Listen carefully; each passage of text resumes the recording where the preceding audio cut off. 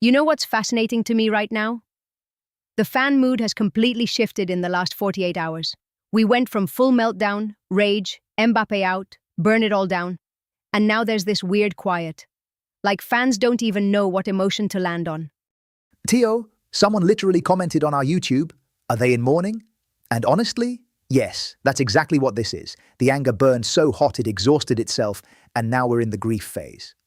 And into that emotional vacuum, fans have started doing what Madrid fans always do when there's nothing left to fight about.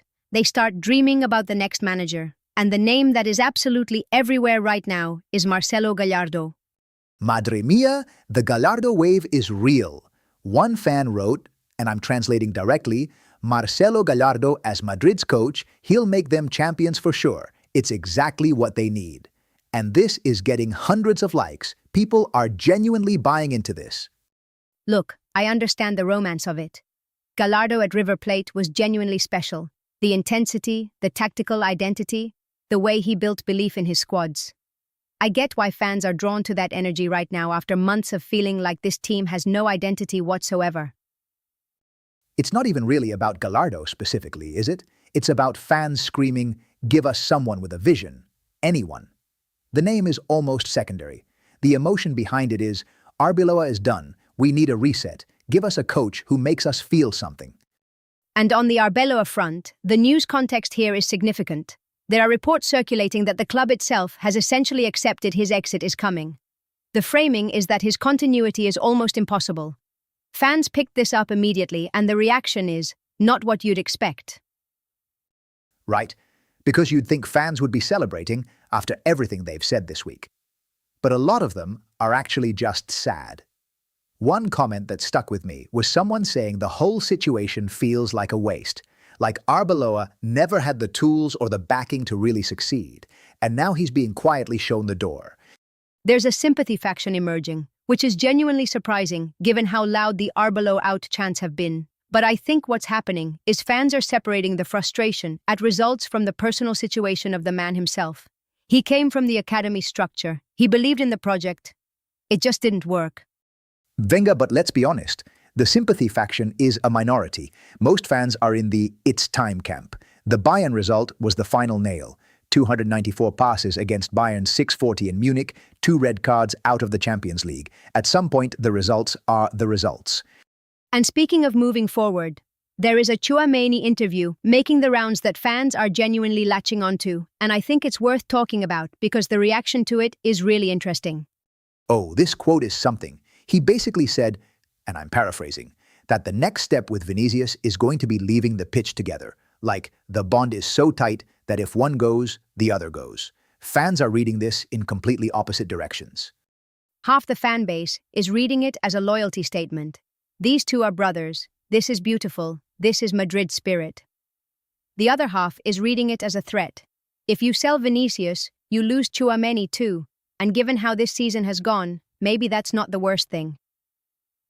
Que barbaridad. The cynicism is real right now, but I actually think the more interesting angle is what it says about Vinicius as the emotional anchor of this squad.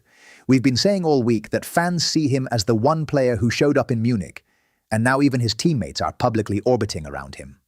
Tchouaméni also talked about the period when he was getting booed at the Bernabeu, said it affected him deeply, talked about the pressure, and fans are responding to that vulnerability. There's a comment thread where people are basically saying, "We were wrong about Tchouaméni. He's been one of the better ones this season." Which is a remarkable turnaround for a player who was being absolutely hammered by sections of the fan base not that long ago. Football Twitter is wild. One bad run and you're finished, one honest interview, and suddenly you're a fan favorite again. Now, and I want to make sure we cover this because it's genuinely lifting some spirits right now. There's a Real Madrid Youth League story that fans are using as an emotional lifeline this week. The Juvenile A making the Youth League final after beating PSG, TO. The timing of this could not be more perfect for the fanbase's mental health. While the first team is getting eliminated and everything feels bleak, the academy kids are in a European final. Fans are loving this.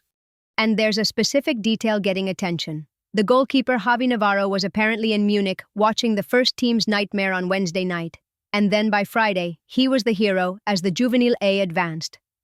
Fans are calling him the emotional antidote to the Allianz Arena. There's something very Madrid about this, isn't there? The first team breaks your heart and La Fábrica patches it back together. Fans are already saying, this is where the real future is, which, yes, is partly cope, but it's also genuinely exciting youth football.